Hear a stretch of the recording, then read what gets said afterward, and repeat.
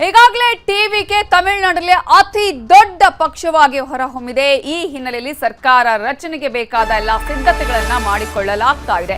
ಈಗಾಗಲೇ 7ನೇ ತಾರೀಕು ತಮಿಳುನಾಡು ಸಿಎಂ ಆಗಿ ವಿಜಯ್ ಜೋಸೆಫ್ ಪ್ರಮಾಣ ವಚನವನ್ನ ಸ್ವೀಕರಿಸಲಿದ್ದಾರೆ. ಗುರುವಾರ ಸಿಎಂ ಆಗಿ ವಿಜಯ್ ಪ್ರಮಾಣ ವಚನವನ್ನ ಸ್ವೀಕಾರ ಮಾಡ್ತಾರೆ. ಈ ಹಿನ್ನೆಲೆಯಲ್ಲಿ ಸಂಪುಟ ರಚನೆಯ ಕಸರತ್ತು ಕೂಡ ಆರಂಭ ಆಗಿದೆ. ಸಂಪುಟ ರಚನೆ ಬಗ್ಗೆ ನಾಳೆ ಒಳಗೆ ಟಿವಿಕೆ ತೀರ್ಮಾನವನ್ನ ಕೈಗೊಳ್ಳಲಿದೆ. ಬೆಳಗ್ಗೆ ಶಾಸಕಾಂಗ ಪಕ್ಷದ ನಾಯಕನಾಗಿ ಈಗಾಗಲೇ ವಿಜಯ್ ಅವರನ್ನ ಆಯ್ಕೆ ಮಾಡಲಾಯಿತು. ಟಿವಿಕೆ ಪಕ್ಷದ ಶಾಸಕರ ಜೊತೆಗೆ ಸಭೆಯಲ್ಲಿ ವಿಜಯ್ನ ಆಯ್ಕೆ ಮಾಡಿದ್ದು ಪಣಿಯೂರಿನ ಪಕ್ಷದ ಕಚೇರಿಯಲ್ಲಿ ನಡೆದಂತಹ ಸಭೆಯಲ್ಲಿ ಆಯ್ಕೆಯನ್ನ ಮಾಡಲಾಗಿದೆ. ಶಾಸಕಾಂಗ ಪಕ್ಷದ ನಾಯಕರಾಗಿ ಇವತ್ತು ಬೆಳಗ್ಗೆ ಸಭೆಯಲ್ಲಿ ವಿಜಯ್ ಅವರನ್ನ ಆಯ್ಕೆ ಮಾಡಲಾಗಿದ್ದು ಈಗಾಗಲೇ 7ನೇ ತಾರೀಕು ಸಿಎಂ ಆಗಿ ವಿಜಯ್ ಪ್ರಮಾಣ ವಚನವನ್ನ ಸ್ವೀಕರಿಸಲಿದ್ದಾರೆ.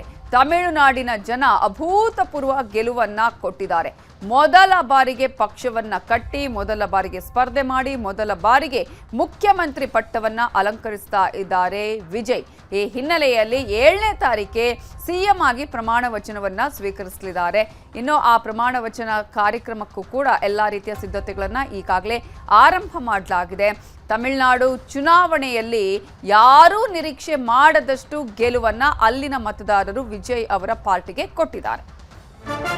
ಟಿವಿಕೆಗೆ ಬೆಂಬಲ ಯಾರು ಕೊಡ್ತಾರೆ ಅನ್ನುವಂತಹ ಕುತೂಹಲ ಅಂತೂ ಎಲ್ರಿಗೂ ಕೂಡ ಇದೆ. ಕಾರಣ ಈಗಾಗಲೇ ಸರಳ ಬಹುಮತ ಪಡೆಯುವಲ್ಲಿ ಅಧಿಕಾರವನ್ನ ಮಾಡುವುದರಲ್ಲಿ ಕೆಲವು ಸೀಟುಗಳು ಮಾತ್ರ ಅಲ್ಲಿ ಕಡಿಮೆ ಆಗಿರೋದು. ಈ ಹಿನ್ನೆಲೆಯಲ್ಲಿ ಇದೀಗ ಟಿವಿಕೆಗೆ ಬೆಂಬಲ ಕೊಡುವಲ್ಲಿ ಕಾಂಗ್ರೆಸ್ಗೆ ಒಂದಷ್ಟು ಗೊಂದಲ ಇದೆ.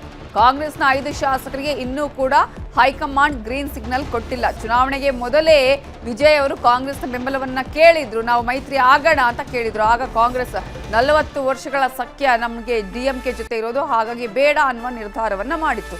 ಇದೀಗ ಏನ್ ಆಗತ್ತೆ ಅನ್ನುವ ಕುತೂಹಲ. ಕಾಂಗ್ರೆಸ್ನ 5 ಶಾಸಕರಿಗೆ ಇನ್ನೂ ಕೂಡ ಗ್ರೀನ್ ಸಿಗ್ನಲ್ ಸಿಕ್ಕಿಲ್ಲ. ಹೈಕಮಾಂಡ್ ಕಡೆಯಿಂದ ಸಂದೇಶಕ್ಕಾಗಿ ಕಾಯ್ತಾ ಇದ್ದಾರೆ ಕಾಂಗ್ರೆಸ್ನ ಶಾಸಕರು. ಇನ್ನು ಪಿಎಂಕೆಯ 4 ಶಾಸಕರ ಜೊತೆಗೂ ವಿಜಯ್ ಈಗಾಗಲೇ ಚರ್ಚೆಯನ್ನ ಮಾಡಿದ್ದು 2 ದಿನದಲ್ಲಿ ಶಾಸಕರ ಬೆಂಬಲವನ್ನ ಪಡೆಯೋದಕ್ಕೆ ಈಗಾಗಲೇ ಸರ್ಕಸ್ ಅನ್ನ ಕೂಡ ಮಾಡ್ತಾರೆ. ನಾಳೆ ಒಳಗೆ ಎಲ್ಲವೂ ಕೂಡ ಫೈನಲ್ ಆಗುವಂತಹ ಸಾಧ್ಯತೆ ಇದೆ. ಈಗಾಗಲೇ ಚುನಾವಣೆಗಿಂತ ಮುಂಚೆನೇ ಹೇಳಿದ್ರು, ಡಿಎಂಕೆ ಆಗಿರ್ಬೋದು, ಎಐಡಿಎಂಕೆ ಅವ್ರ ಜೊತೆ ಯಾವುದೇ ಕಾರಣಕ್ಕೂ ನಾವು ಮೈತ್ರಿ ಮಾಡ್ಕೊಳ್ಳಲ್ಲ ಅಂತ ಹೇಳಿ. ಈಗ ಅಲ್ಲಿನ ಜನ ಬಹುಮತವನ್ನ ಕೊಟ್ಟಿದ್ದಾರೆ, ಆದ್ರೆ ಸರಳ ಬಹುಮತವನ್ನ ಕೊಟ್ಟಿಲ್ಲ. ಈಗ ತಿಣುಕಾಡಬೇಕು, ಈಗ ಯಾರ ಜೊತೆ ಯಾರು ಬರ್ತಾರೆ ನಮ್ಮ ಜೊತೆಗೆ ಅಧಿಕಾರವನ್ನ ರಚನೆ ಮಾಡೋದಿಕ್ಕೆ ಅನ್ನುವಂತಹ ಹಿನ್ನೆಲೆಯಲ್ಲಿ ಮ್ಯಾಜಿಕ್ ನಂಬರ್ ಅನ್ನ ಪಡ್ಕೊಳ್ಳೋದಿಕ್ಕೆ ಈಗ ಸರ್ಕಸ್ ಅನ್ನ ಮಾಡಬೇಕಾದಂತಹ ಪರಿಸ್ಥಿತಿ ಇದೆ. ಇವತ್ತು ಪಕ್ಷದ ಶಾಸಕರ ಜೊತೆಗೆ ವಿಜಯ್ ಸಭೆಯನ್ನ ಕೂಡ ಮಾಡಿದ್ದು ಸಂಖ್ಯಾಬಲದ ಬಗ್ಗೆ ಚರ್ಚಿಸಿ ತೀರ್ಮಾನವನ್ನ ತೆಗೆದುಕೊಳ್ಳಲಿದ್ದಾರೆ. ಯಾರ ಜೊತೆಗೆ ಹೋದ್ರೆ ಒಳ್ಳೆಯದು ಏನು ಅನ್ನುವಂತಹ ಹಿನ್ನೆಲೆಯಲ್ಲಿ ಈಗಾಗಲೇ ಟಿವಿಕೆಗೆ ಸಿಕ್ಕಿರುವಂಥದ್ದು 108 ಕ್ಷೇತ್ರಗಳು. ಈ ಹಿನ್ನೆಲೆಯಲ್ಲಿ ಈ ಒಂದು 108 ಸ್ಥಾನಗಳನ್ನು ಪಡ್ಕೊಂಡಿರುವಂತಹ ಟಿವಿಕೆಗೆ ಇನ್ನೂ ಕೂಡ 10 ಸ್ಥಾನಗಳು ಬೇಕೇ ಬೇಕಾಗುತ್ತೆ.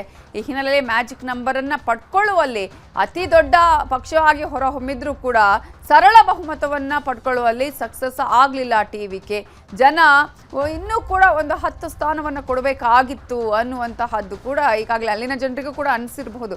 ಕಾರಣ ಈಗ ತಿನ್ಕಾಡಬೇಕಾಗತ್ತೆ ಸರ್ಕಾರ ರಚನೆಗೆ 10 ಶಾಸಕರ ಅಗತ್ಯ ಇನ್ನೂ ಕೂಡ ಇದೆ. ಹಾಗಾಗಿ ಬೇರೆ ಬೇರೆ ಪಕ್ಷಗಳ ಜೊತೆಗೆ ಡಿಎಂಕೆ ಅವರ ಜೊತೆಗೆ ಈಗಾಗಲೇ ಒಂದಷ್ಟು ಪಕ್ಷಗಳು ಈಗ ಮೈತ್ರಿಯನ್ನ ಮಾಡ್ಕೊಂಡಿವಲ್ಲ, 21 ಪಕ್ಷಗಳಿದೆ ಅವರ ಜೊತೆಗೆ ಈಗಾಗಲೇ ಮೈತ್ರಿ ಮಾಡ್ಕೊಂಡಿರುವಂಥದ್ದು. ಆ ಪಕ್ಷಗಳ ಜೊತೆಗೆ ಇದೀಗ ಮಾತನಾಡುವಂತಹ ಕೆಲಸವನ್ನ ಕೂಡ ಇದೀಗ ವಿಜಯ್ ಅವರು ಮಾಡ್ತಾ ಇದ್ದಾರೆ. ಕಾಂಗ್ರೆಸ್ನ 5 ಶಾಸಕರ ಬೆಂಬಲವ ನೀಡುವಂತಹ ಸಾಧ್ಯತೆಗಳು ಕೂಡ ಇದೆ. ಈಗಾಗಲೇ ಈ ವಿಚಾರದಲ್ಲಿ ರಾಹುಲ್ ಗಾಂಧಿ ಅವರು ವಿಜಯ್ಗೆ ಶುಭ ಕೋರಿದ್ದಾರೆ.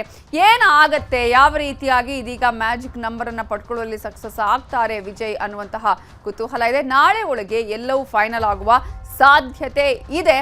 ಈಗಾಗಲೇ ಇಷ್ಟರ ಮಟ್ಟಿಗೂ ಕೂಡ ಒಂದು ನಿರೀಕ್ಷೆ ಇರಲಿಲ್ಲ ಯಾರಿಗೂ ಕೂಡ. ಯಾಕಂದ್ರೆ ಚುನಾವಣೋತ್ತರ ಸಮೀಕ್ಷೆಗಳಲ್ಲಿ ಗಮನಿಸಿದ್ರೆ ಈ ರೀತಿಯಾದಂತಹ ನಂಬರ್ಸ್ ಕೊಟ್ಟಿದ್ದೇ ಇಲ್ಲ. 1-2 ಚುನಾವಣೋತ್ತರ ಸಂಸ್ಥೆಗಳು ಕೊಟ್ಟಿರೋದನ್ನ ಹೊರತುಪಡಿಸಿದ್ರೆ ಯಾವ ಸಂಸ್ಥೆಗಳಿಗೂ ಕೂಡ ಇಷ್ಟರ ಮಟ್ಟಿಗೆ ಟಿವಿಕೆ ಈ ಒಂದು ಬಹುಮತವನ್ನ ಪಡ್ಕೊಳ್ಳುತ್ತೆ ಅನ್ನುವಂತಹ ನಿರೀಕ್ಷೆ ಕೂಡ ಇರಲಿಲ್ಲ. ಆದ್ರೆ ಆ ಎಲ್ಲ ನಿರೀಕ್ಷೆಯನ್ನ ಹುಸಿಯಾಗಿಸಿ ಅಲ್ಲಿನ ಜನ ತೀರ್ಮಾನವನ್ನ ಕೊಟ್ಟು ಬಿಟ್ಟಿದ್ದಾರೆ.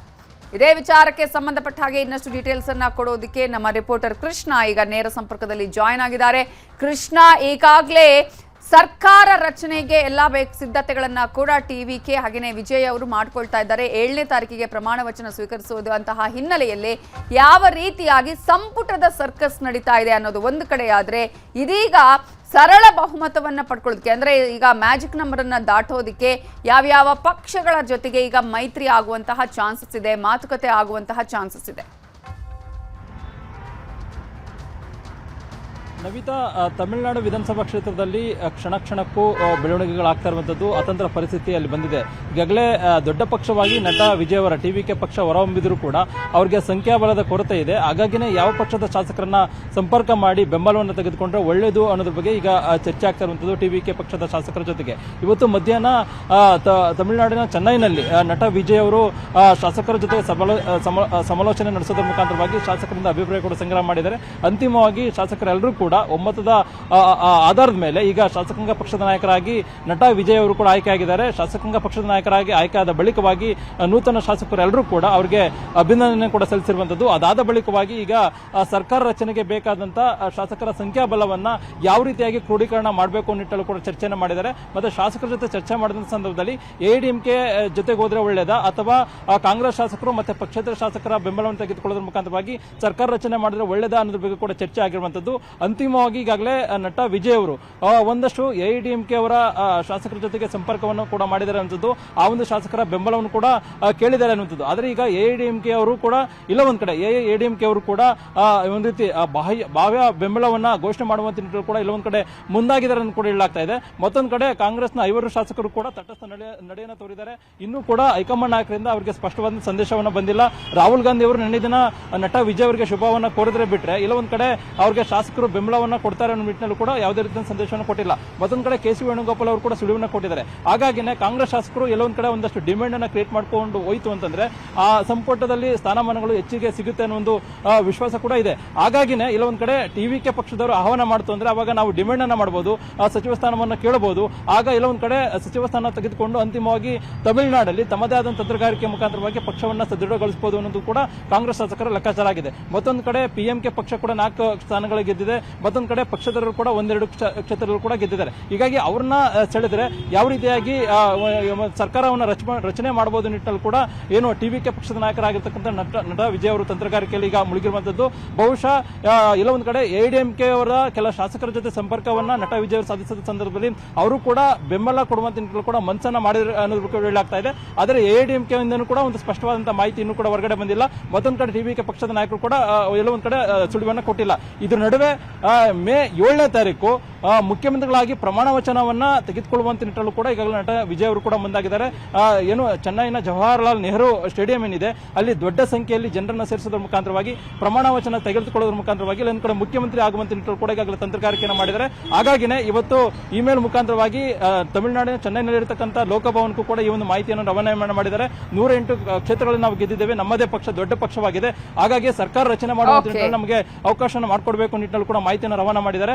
ನಾಳೆ ಲೋಕಭವನಕ್ಕೆ ತೆರಳೋದ್ರ ಮುಖಾಂತರವಾಗಿ ಗವರ್ನರ್ ಭೇಟಿ ಮಾಡಿ ಅಂತಿಮವಾಗಿ ಸರ್ಕಾರ ರಚನೆ ಮಾಡುವಂತ ನಿಟ್ಟಿನಲ್ಲಿ ಹಕ್ಕುವನ್ನು ಕೇಳೋದ್ರ ಮುಖಾಂತರವಾಗಿ ಮೇ 7ನೇ ತಾರೀಕು ಮುಖ್ಯಮಂತ್ರಿಗಳಾಗಿ ಪ್ರಮಾಣ ವಚನ ಸ್ವೀಕಾರ ಮಾಡುವಂತ ನಿಟ್ಟಿನಲ್ಲಿ ಈಗಾಗಲೇ ನಟ ವಿಜಯ್ ಅವರು ಮುಂದಾಗಿದ್ದಾರೆ. ಅದಕ್ಕೆ ಪೂರಕವಾಗಿ ಶಾಸಕರ ಬೆಂಬಲವನ್ನು ಪಡೆಯುವಂತದ್ದು ಮತ್ತೆ ಬೇರೆ ಬೇರೆ ತಂತ್ರಗಾರಿಕೆಯಲ್ಲಿ ಇದೀಗ ನಟ ವಿಜಯ್ ಅವರು ಮುಳುಗಿರುವಂತದ್ದು. Navita, thank you Krishna ಡೀಟೇಲ್ಸ್ಗೆ.